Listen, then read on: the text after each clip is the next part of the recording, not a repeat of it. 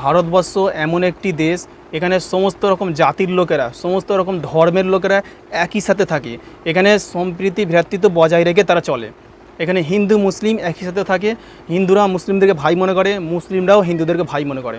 তো আজ কিছু হিন্দু ভাইরা আমাদের মুসলমানদেরকে পরিপূর্ণ বিশ্বাস করতে পারছে না। এরা সত্যি কি ভ্রাতৃত্ব সম্প্রীতি বজায় রাখে? এরা সত্যি কি আমাদেরকে ভাই মনে করে? কারণ বড় একটি সমস্যা, বড় একটি কারণ হলো তাদের কাছে যে মুসলমানরা গরু কাটে, মুসলমানরা বকরা ঈদে গরু কোরবানি করে। এটি একটি বড় সমস্যা তাদের কাছে। কিন্তু হিন্দু ভাইরা কি করে? গরুকে মা মনে করে, গরুকে পুজো করে। এটি কারণে আজ মুসলমানরা তাদের কাছে খারাপ হয়ে গেছে।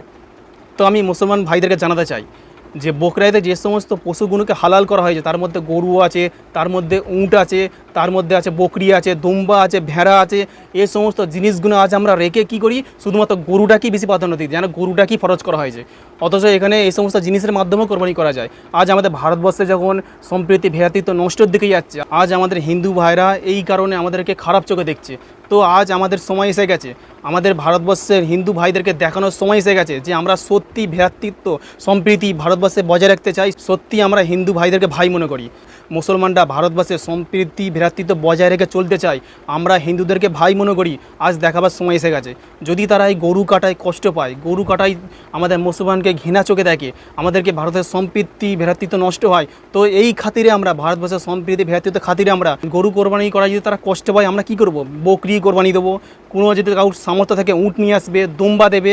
তো আমরা ভারতবর্ষের সম্প্রীতি বজায় রাখতে চাই। আমরা এখানে হিন্দু মুসলমান একসাথে থাকতে চাই। তো আমার মুসলমান ভাইদেরকে একটি জিনিস জানাতে চাই, রসুল সাল্লাল্লাহু আলাইহি সাল্লামের জামানায় একটি হুদায়বিয়া সন্ধি নামক একটি চুক্তি হয়েছিল।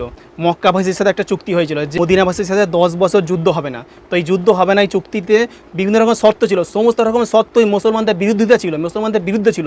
তারপরও রসুল সাল্লাল্লাহু আলাইহি সাল্লাম মেনে নিয়েছিল। কারণ এখানে কি ছিল? এখানে 10 বছর যুদ্ধ বন্ধ থাকতেছে। এখানে মানুষ চলাফেরা করতে পারবে, মানুষ কেনাবেচা করতে পারবে, মানুষ নিজের ব্যবসা করতে পারবে, ভালো হলে থাকতে পারবে, চার্জি নিজের মতন থাকবে, কোনো অসুবিধা নেই। এই একটা শর্তটারে রসুল সাল্লাল্লাহু আলাইহি সাল্লাম শর্তটা মেনে নিয়েছিল। মাত্র সময় এসে গেছে এই সমস্ত শর্তগুলি মেনে নেওয়ার। আর এই যে চুক্তিপত্রটা ছিল, তা যারা চুক্তিপত্র করেছে তারাই 2 বছরের বেশি রাখে না, তারাই চুক্তিপত্র ভেঙে দিয়েছিল। তো আজ আমরাও চুক্তিপত্রটা মেনে নিই, দেখা যাক সামনে কি হয়।